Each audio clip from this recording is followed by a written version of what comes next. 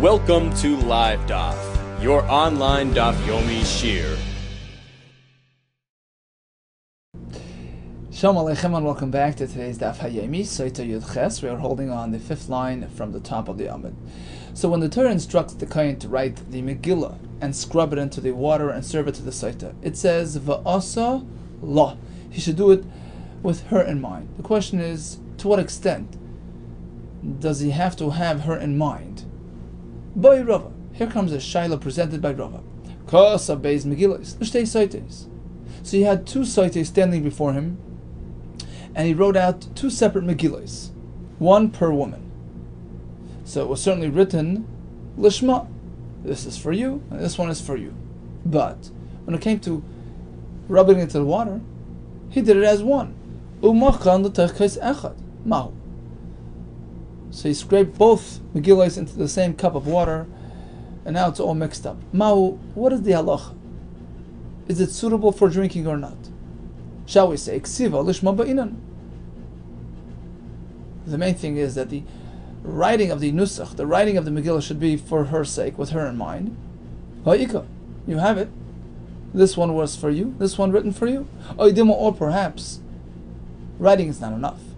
The whole process, writing and rubbing into the water, is required to be lishma. Be'inan nami mechika lishma, the mechika.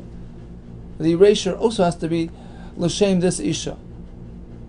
And in this case, since it's all mixed together, it's not discernible, which one is for you, which one's for you, it doesn't work. Now, if you'll tell me, that in fact the lishma concept applies to mechika as well, and therefore you have to make a mechika per person. There has to be a separate erasure and a separate case per person. So what will happen in the next case? He did mechika in two separate cases. Your Megillah into this case, yours into this one. But then v'chazar v'irvan, and then he mixed up the water again. So now it's all one mix.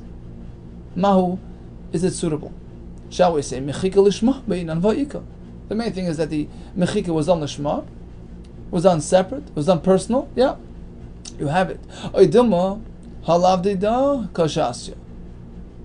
Or perhaps you can say, ultimately, since it's mixed together, both Megillas in the same cup of water, so each Isha, Rachel and Leah, each one is not drinking her own personal water.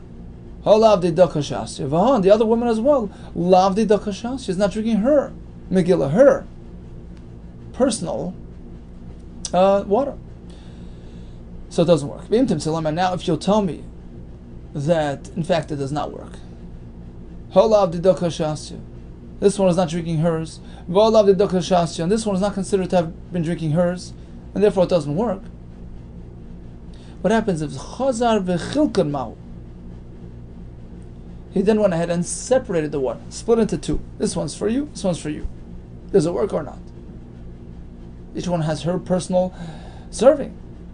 It works. The Yesh Breira, we can define, we can differentiate, we can separate. And now, customize, this is for you and this is for you. As long as the mechika was done separately. Right? So the masa of mechika, explains Taisus, perhaps that's all that counts. This is your mechika, scrape. This is your mechika, scrape. So even though they mix together, it doesn't matter. You're not drinking your ink. Taisus says the ink is anyways bottled to the water. It never stays discernible.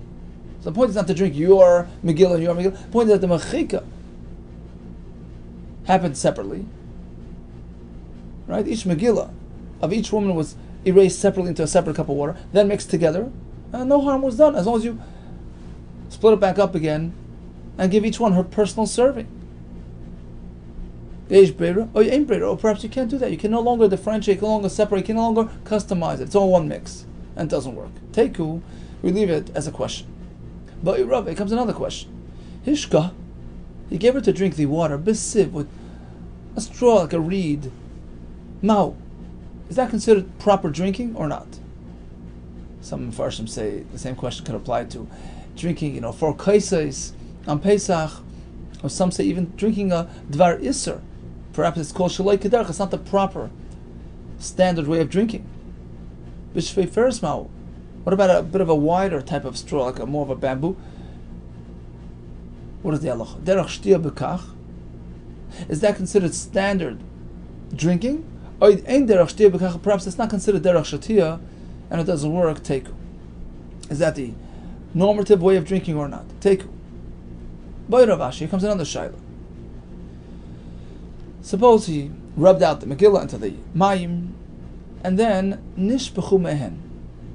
Some of it spilled, v'nishtayru mehen, and some of it was left over, and there's enough there to give her, but it's not the full amount. Mahu, what is the halacha here? Take it, we leave it unresolved. Amar Rav Zera, Amar Rav. Beis shvuos ha'amuros b'sotah lama. If we take a look at the Pesukim, we'll find that the Torah mentions the fact that the kohen is being mashpia the isha, imposing a shvuah on the isha. It mentions it twice. Once in the beginning of Pasuk Yotes, it says v'shpia oisa kohen v'amar leisha im lo yishachav ish oisa. He's sort of making a promise that she was not involved with another man. And then there's another pasuk later on, Chaf Aleph, v'shpia hakohen es isha, but now the pasuk adds the words b'shvuas ha'ala, a shvuah which sort of triggers and activates the curse. On the tragic, results resulting from this procedure. Why does the Torah mention shvuah twice? Amar Rav Zera Marav. Why twice? The answer is Achas. One shvuah happened before they erased the Megillah. Va'achas la'achar shenimcha Megillah, and the second shvuah happened later. Maskevla Rav, what do you mean? Taravayu, if you take a look at the Pesukim, both are mentioned before the Megillah was erased. Koidim shenimcha Megillah ksivan. Elam Rav, I'll tell you the reason. There are different types of shvuos relating to different things. One is personal. He's swearing her. He's making her promise that she's innocent. And number two is the shvuah which relates to the curse. It's sort of activating the curse. The second one is with the curse. And the first one is shvuah without a curse.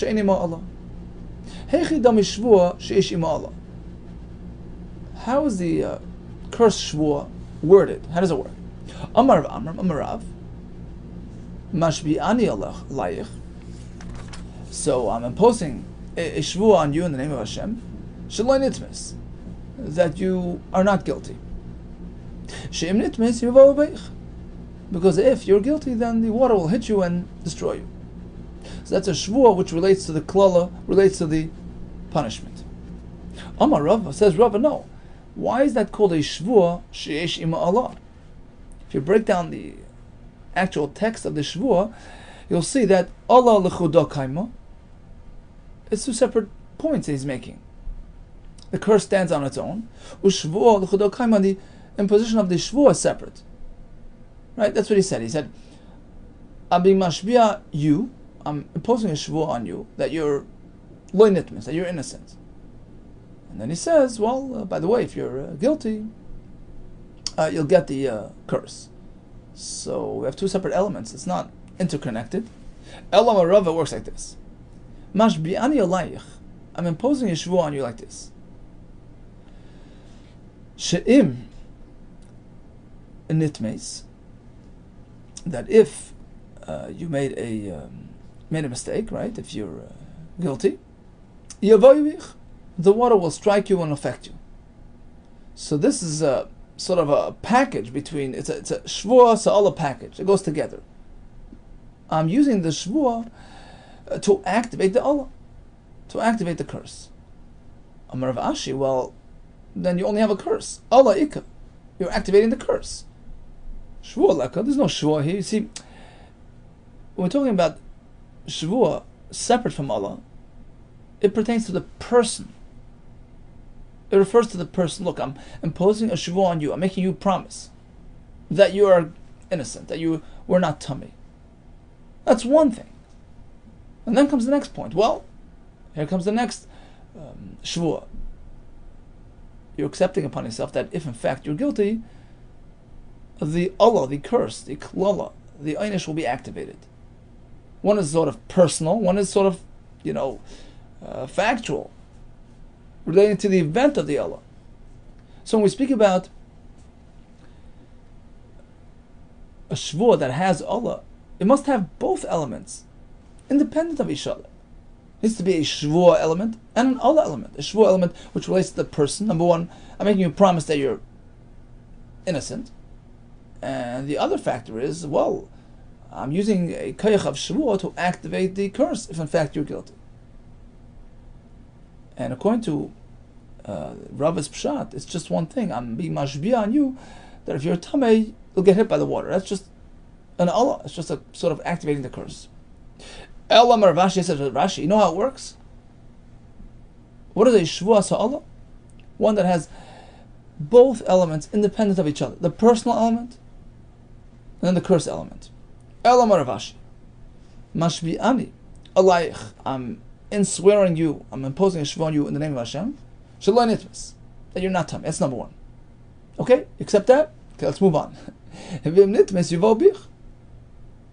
if in fact you're tamei, the water will affect you. And that's the Allah part of this presentation. So you have the personal shvua part, that's number one. You're agreeing that you're innocent. Number two, if you're not, the Allah will strike you.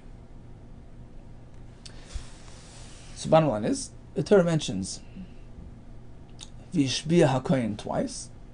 One is simply a shvua, look, I'm imposing a shvua on you that you're not tamei. And the second one is a shvua sheyesh im Allah. It gets more serious. Number one, promise that you're tahar. Number two, if not, we're activating the water. Now the pasuk at the end of Chav Beis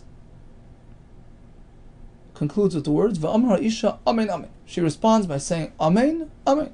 I accept, I accept. Why the repetition? Al mahya imeres amen amen. What does amen amen relate to? It relates to both aspects that we mentioned. Amen ala Allah. Number one, I'm accepting that. Submitting myself to the curse, if in fact I'm guilty. Amen ala shvua. I'm a kabbalah shvua that I'm innocent. What else does amen amen relate to? Amen meish zeh. I'm agreeing, I'm vouching that I'm tahar with respect to this man that you suspected me of interacting with. Amen meish acher. And I'm also free of any other interaction with any other man.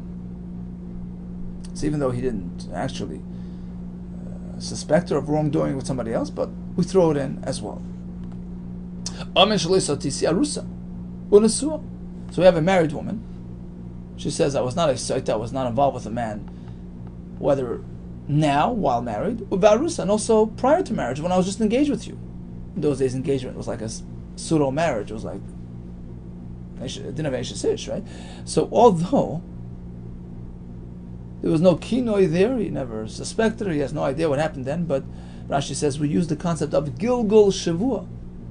We connect one event to the other, and basically if you have a right to make a shvua on the current situation, you can sort of throw in other concerns as well.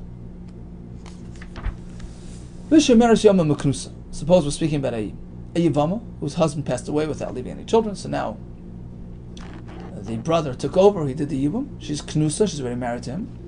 And now there was an issue, there was Kino Yistira, she became a SOTAH. So now she's promising that she's clear currently, and also she's clear of any wrongdoing when she was awaiting the Yivam, Shemer Yavam, in that interim stage between her husband's passing and her new husband's marriage with her. Again, using the concept of Gilgul Shavua, we're sort of throwing in other concerns into the package. Amen Shalom Itmeis. What else is the Amen coming to tell us? Right? Meaning, we spoke about the fact that the Isha is accepting the Shvua, she's accepting the Allah. So how does that actually, how do you package that? Meaning, what exactly does that mean? What does that relate to? Amin Shalei Nitmesi. So the Amin on the Shvuah, the Kabbalah HaShvuah is, look, you impose the Shvuah on me, that I am Tahir. That's exactly what I mean. Amin Shalei Nitmesi. And then when we spoke about the Amin relating to the Allah, I'm accepting the curse upon myself, that's what she meant, V'im Nitmesi Yavo Bi. If in fact I'm Tamei, I'm willing to accept upon myself the ramifications. Rameir says a chiddush that the Amin also goes on a future event. She's sort of committing herself now that if in fact in the future she does something wrong, she'll be punished then through the water that she's drinking today. So the first Amin relates to past events. I was not Tamei. Amin Shalei Tamei, I'm committing for the future as well. And if during this marriage I'll do something wrong, which will require, punishment, which makes me worthy of being punished, I will be affected by the water then. Now, although Rameir speaks about the future, and the Tanakama spoke about, during engagement, during the stage of Shemiras Yavam, but there's a limit to how far we can stretch this, this Shavuot. Hakol Shavin, everybody agrees. She'ein Masneima, you can't condition, you can't commit her to something that's before, something that precedes her engagement with him. Lo yal kodim she'tis aris, v'lo yal achar she'tis garish. And likewise, according to Rameir, they can go down to the future, only as long as they're married. You can't commit her to something that will happen after they divorce. For instance, Nistara le'echad or le'achar she'nisgash. Let's say she will be involved with somebody after they get divorced. Nistara le'echad v'nitmis, right? She went into seclusion and she was involved with this man. And then he takes her back. So this fellow who had an issue with his wife, then divorced her. She was involved with another man while she was unmarried, and then he decided to remarry her. The Shavuot today cannot be applied to that situation. No ramifications. Why? Because even if she deviates, even if she interacts with somebody as married, but she's an unmarried woman at that point, and therefore today's water can't address that situation. Zaklal, because we have to follow the following, system. KosherTube boil. Any type of interaction as married, which does not generate isser between herself and her husband, such as this case that we just mentioned, that was an unmarried situation. KosherTube boil. Even if there is a beil, even if there was interaction as married, but there's no ramifications in terms of her husband, i.e., because she's no longer married to him. So the Tanai, the commitment, the Shavuot that we're speaking about, cannot address that situation. It's sort of none of his business at this point what she's going to do after she divorces him. So all agree that today's drinking cannot address an event that occurs after divorce. Okay?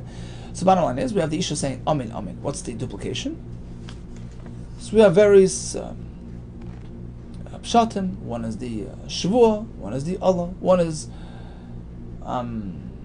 clear in terms of this suspected perpetrator, and also Mi'ish Achar from any other man. I'm clear now, I'm clear. I was clear during my engagement as well.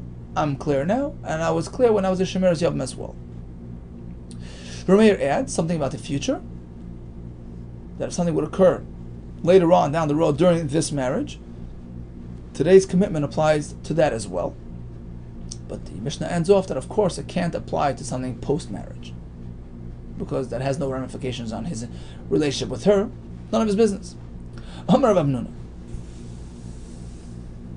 Shemiras Yavam shezins, Asura liivama. We have an Isha awaiting Yibum. So she has to wait patiently. She can't go and marry somebody else. There's a lav involved in that. Latia, Esha Sameis, Hachutza Lishzar. She's not supposed to marry somebody else until she gets either Yibum or Chalitza. She did. She interacted with somebody else as married. Shemeres Yavam Shezinsa. She committed znus at that point. Asura Liyivama, she can no longer proceed to Yivam. Why? It's almost like we treat her like a married woman. She's somehow bound to the Yavam. She's like semi-married to him. Because remember, he's just taking over his brother's marriage. So we treat her like almost like an Eishes Ish, who commits znus, which makes her usher to her husband.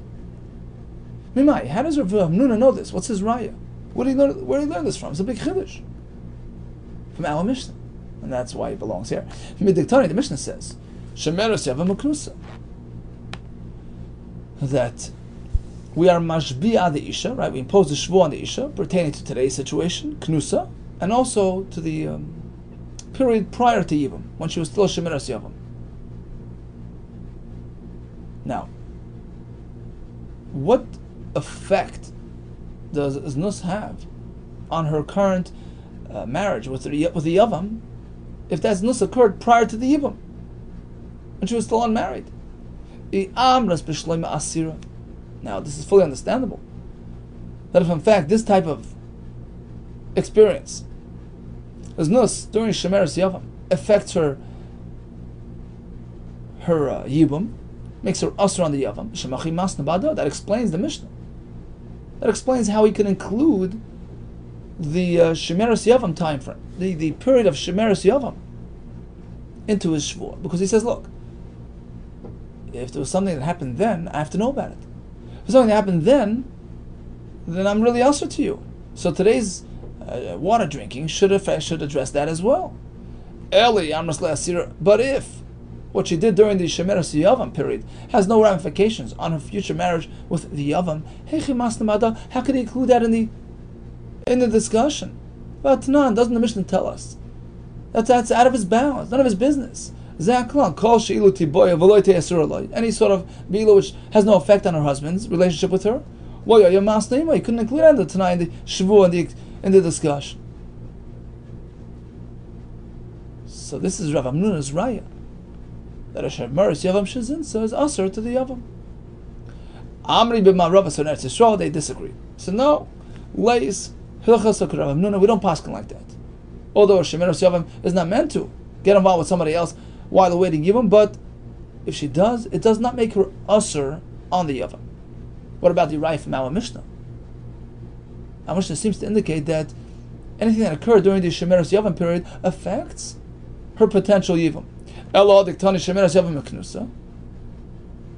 does the Mishnah seem to indicate that it is a serious violation to the point that it makes her usher on the husband, on the future Yavam? Our Mishnah was authored by Rabbi Akiva, who takes an Isser Lav very seriously, equates it to a certain extent like Arayes, like a regular Eishes Ish. He holds that just like a person cannot walk over to a married woman and be Mekadesher, you can't do the same with a Chayav Lav, and the issue is also to you on account of a Lav, like a divorcee to a Kain, etc. Has the same Le'umashvi Laki Erva, he treats her like an Erva. And therefore, in this case as well, Shemeres Yavam is not allowed to get involved with somebody else. It's a Lav.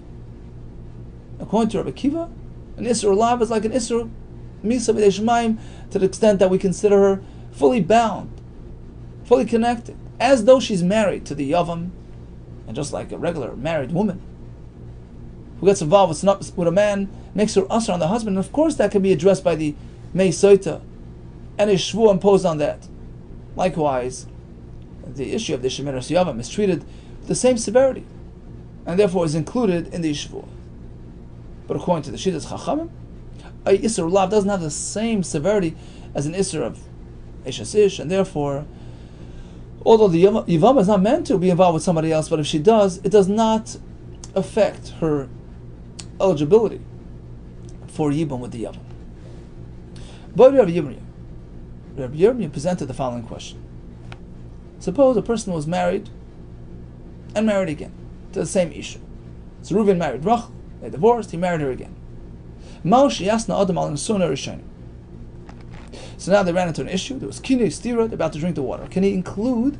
So masna means to sort of condition, means to include into the discussion, include into the shvuah, something that occurred during their first marriage. Or in the case of a yavam who took over for his brother after his passing. So now we have an issue at a SOTAH.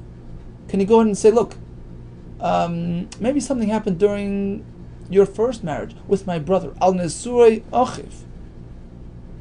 Can he include that in the shvuah as well? Mao tashma. We have a right that he could. Zakal, the Mishnah says, kol sheti boil. Any experience which does not have any effect on the husband, then none of his business. Lo te'asura loy, lo haya masnima. Ha asira, but if it does have an effect on him, like in this case, he says, look, I know it's not this marriage, but it's my previous marriage, and if in fact you did something then, you became usher on me forever. Now, I shouldn't be living with you now either. Although it's a second marriage, doesn't matter. Once you're usher, you're usher. Well, in the case of the yavam, the same thing. We learned this back on that base. If there is a real issue of znus, and the fellow passes away without kids, the yavam cannot do yivam.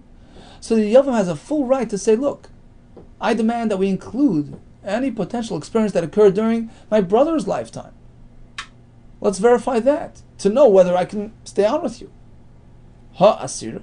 But suppose that concern can affect his marriage with her, make her asr, that too can be included in the commitment, in the shvuah, in the experience. Shema mino, in fact, that's a good raya. Rameh, amen shaleni tmeisi. One amen goes on past, and one amen goes on the future. Tanya, we learned in a brayso, like Yishamer of Meir, amen shalei tamei. Rameh never meant to say that the amen which relates to the future will work already now. Shem to tamei, that if in fact Hashem knows that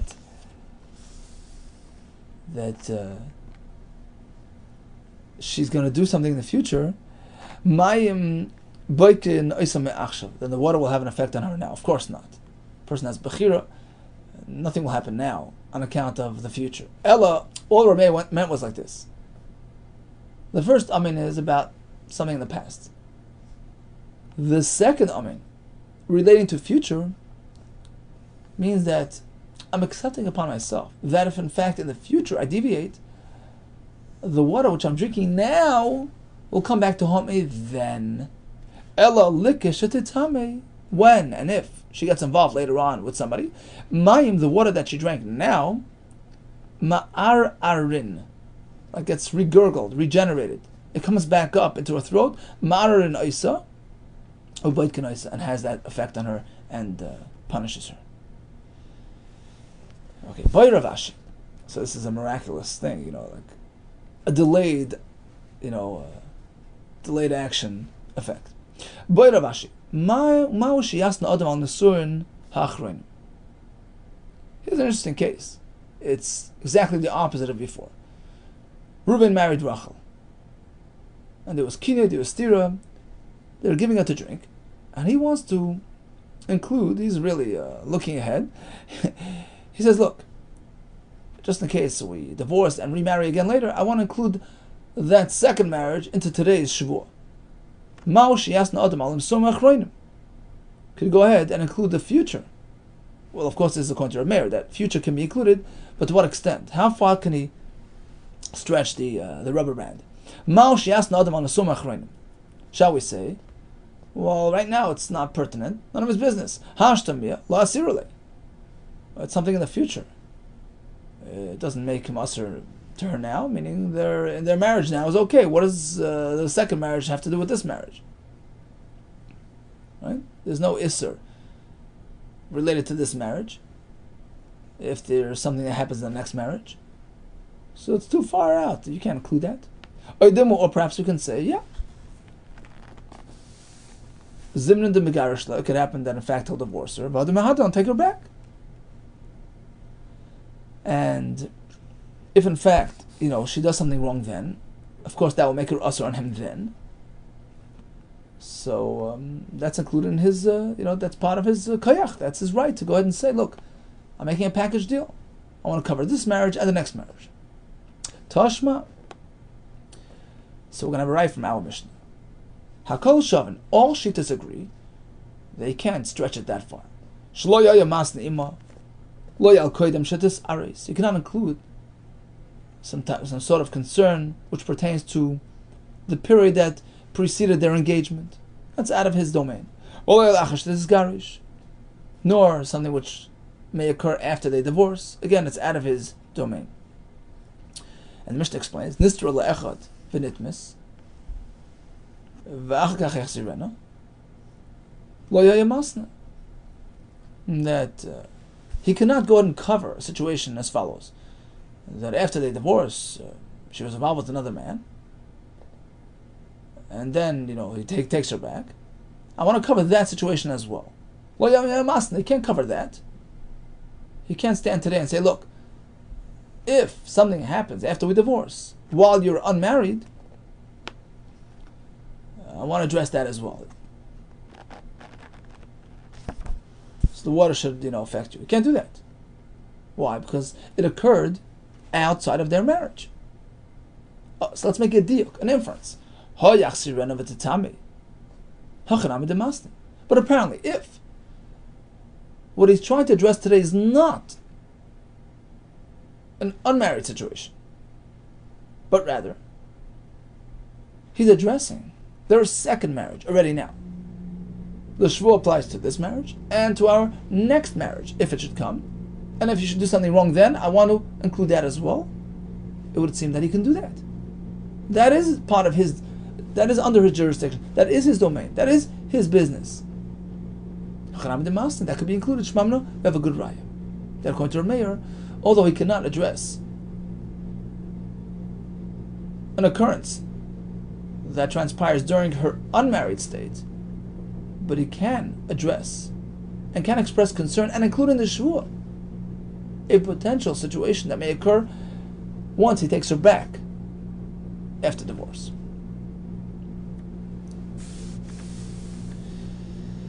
Tan Rabbanan, the Brisa goes like this: Zois Toiras Haknois. This is the Torah, this is the procedure of the Knois that relates to the Kinoi Vestira, as we're learning the Megillah and the drinking and all that. So what do we learn from here? The word Toiras is sort of a broad expression, that this process applies to all situations of SOTAH. We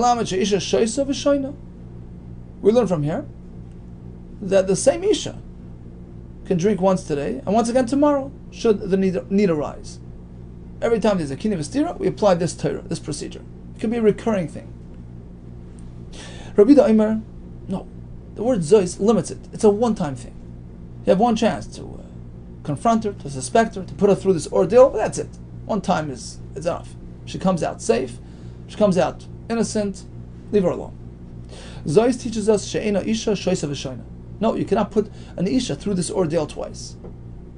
On Rabbi Yehuda, there was a story, Ma'aseh v'heid l'fanenu. We had testimony before us from this fellow called Nechunya Chayfer Shichen. He was a tzaddik who dug the water holes, the trenches for the Yidden who are oile regel, and he had this halacha that he presented to us. She'isha shoisa v'shoina. That in fact an isha can,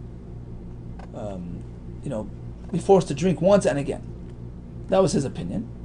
But although we accepted his testimony, but in limited fashion, only in some cases. We accepted his halacha, only if it's bishnei anashim.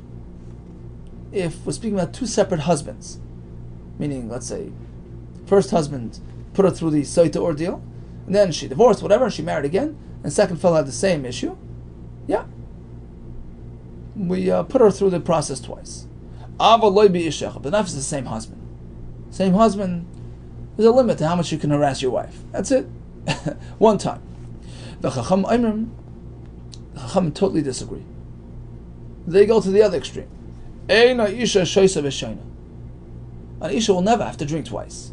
Whether it's the same husband, or even if we speak about two marriages, two husbands. It's a one-time thing. Okay, so we seem to have three shittas. Chacham say it's never done twice. Rabbi Yehuda says, look, under the same husband, it's only once, but a new husband, well, we can do it again. Tanakama seems to hold that the word Teiras allows us to put it through it once and again, even with the same husband. Question is, but Tanakama nam yaksiv zois. What does Tanakama do with the word zois, which limits it? It's a limited thing, limited experience. It's a one-time thing. If in fact it's allowed to be done over and over again, what do I do with the word zois? That's one question. And on the other side of the spectrum, the last shita, the Shitas Rabbanon, who seem to say that it's never done more than once, under all circumstances, irrespective of how many husbands there are, it's just a one-time thing for the Isha. But Rabbanan Basroi, the last Rabbanan, Nami, Yoksiv Teiras. What about Teiras, which indicates that it could be a repetitive process? So we seem to have three shitas in the Brisa, and we have to reconcile it with the two psukim. On the one hand, we have Zois, which limits it. Sounds like it's just a one-time experience. Then we have Teiras, indicating that it can be done over and over again. So the Gemara now will present a formula to explain the three shitas and how they address the psukim, each one in his own way. Amarav, v'ish echad u'boil echad. Suppose it's the same husband here, suspecting that same perpetrator of being involved with his wife. It happened once, they drank, it happened again. Do we do it again? Or do we say, well, it's a false, don't overdo it, don't exaggerate. You've been proven false, leave it alone. The kuli amaloi pligi, everybody agrees, we don't put the woman through it once and again. Once is more than enough. It's been proven that, this husband with this other fellow have something with each other, and there's no reason to put her through it again. Why? The chsiv zois. Pasuk says zois, which certainly addresses this type of situation, where logic dictates that, in fact, it's unfair that she goes through it twice.